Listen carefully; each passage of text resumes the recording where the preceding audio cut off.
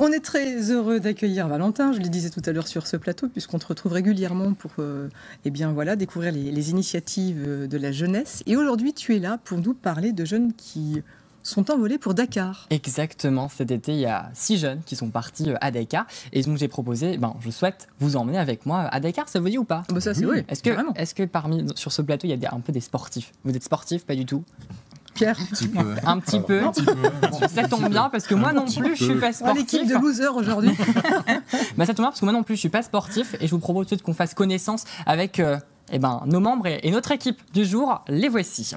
6 jeunes, ils ont entre 13 et 15 ans. Jimmy, Erim, Mathieu, Metella, la seule fille du groupe. Elle s'appelle Semra. Et pour finir, Quentin, 6 jeunes qui ont entre 13 et 15 ans. Et on le voit, cette motivation et cette niaque de faire ce projet. Alors, c'est un projet sportif, mais aussi un projet humanitaire. On va le voir dans quelques instants. Alors, on ne part pas du jour au lendemain à Dakar, comme ça... sur un coup de tête, surtout qu'en plus, il y a un gros panel sportif qui les attend. Les entraînements, c'est drastique, ça a été bien calibré.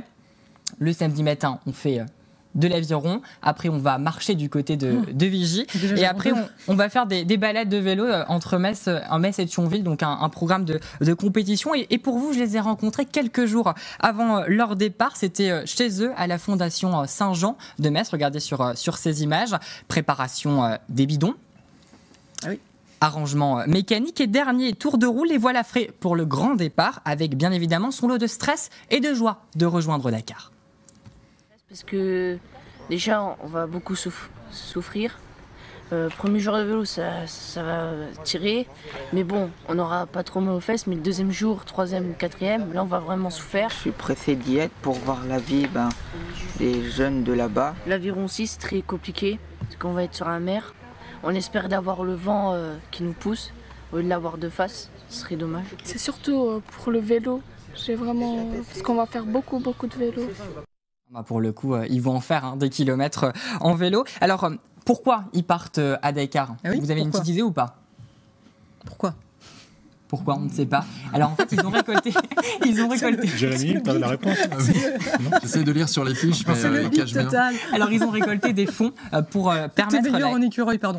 Ils ont récolté des fonds pour permettre la construction d'un puits permettant aux jeunes de Dakar d'avoir accès à l'eau potable. Donc encore une fois, une très belle initiative de la jeunesse. Elle continue à nous épater comme toujours. Alors. On y va à Dakar? La jeunesse au grand cœur. C'est parti, on va à Dakar. Voici le parcours. Le 9 juillet dernier, ils sont partis de la Fondation Saint-Jean de Metz. Regardez, on va avoir les images dans quelques instants de leur départ. Regardez, ils partent le 9 juillet dernier de la Fondation Saint-Jean à Metz en vélo pour rejoindre Villefranche. 6 jours d'étape, 540 km au compteur, soit environ 100 km par jour. Je dis ça, je dis rien, mais ça fait beaucoup. Par voie verte. Ils ont enchaîné après avec la traversée et l'ascension du sommet des Monges, territoire sauvage des Alpes du Sud. Regardez ces images magnifiques. Au programme randonnée pédestre et nuit en bivouac. En 2 jours, ils ont parcouru 25 km, attention, et plus de 1300 dénivelés positifs. Ça refroidit un petit peu. Allez, direction Marseille à présent en aviron. Ils ont embarqué à bord de leur bateau, l'Aviron, pour rejoindre Marseille depuis la Seine-sur-Mer. 3 jours d'étape, soit 80 km. Regardez, en plus de ça, il faisait chaud à cette période de l'année. C'était la canicule. Regardez ce beau temps et cette mer bleue. Dans la même soirée, ils ont embarqué pour rejoindre Dakar en avion. Un vol très court. Ils sont arrivés à Dakar et là, ils se sont fait accueillir par la population locale en musique, avec le sourire. Ils ont fait rencontre avec l'association L'Empire des Enfants qui les a hébergés pendant leurs 4 jours de voyage. Partage et découverte ont rythmé ces 4 jours de convivialité et c'est ce qu'on en retiendra forcément de ce périple à travers Dakar. C'est cette convivialité, ce moment de partage avec ces jeunes. Alors des moments qui les marqueront à jamais. Tous les jeunes n'ont pas forcément chapeau bas quand même, c'est incroyable. Totalement. Et tous les jeunes n'ont pas forcément la chance de vivre des expériences comme ce qu'ils ont pu vivre à Dakar. Alors donc forcément, il y a un peu de fierté personnelle, comme nous l'explique Metella, qui revient sur les difficultés du parcours.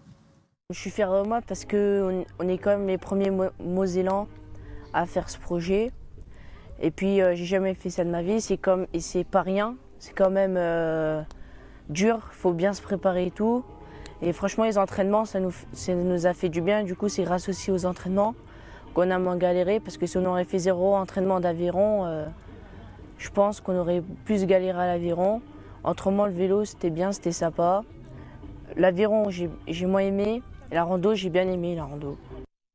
Alors ces jeunes, ils ont été coachés et encouragés par un parrain de taille, Franck Festor, multi-médaillé. Il a souhaité adresser un message d'encouragement et de motivation à la jeunesse. Je vous propose qu'on l'écoute. Grandit au travers de projets qu'on va essayer de concrétiser. C'est pas simple, c'est compliqué, hein, ça demande beaucoup d'efforts. Il ne faut pas avoir peur de s'engager et d'essayer d'aller au bout d'une aventure. La jeunesse, elle a besoin d'esprit d'initiative. Et l'initiative, elle passe par des actions de ce type. On ne le dira jamais assez, le voyage forge l'esprit. Donc je vous souhaite à toutes et à tous de pouvoir parcourir le monde pour découvrir de nouvelles cultures. C'est vraiment, vraiment important. Et pour refermer cette très belle aventure, celui de partir à Dakar, c'est pas moi qui va vous l'apprendre, mais ici à Metz, on a notre chant et notre cri de guerre pour supporter le FC Metz. Il va nous demander quel est le cri de guerre. Et à Dakar, eux aussi, ils ont leur cri de guerre pour défendre leur territoire. Un cri de guerre qui a malheureusement pas fait le poids face au micro.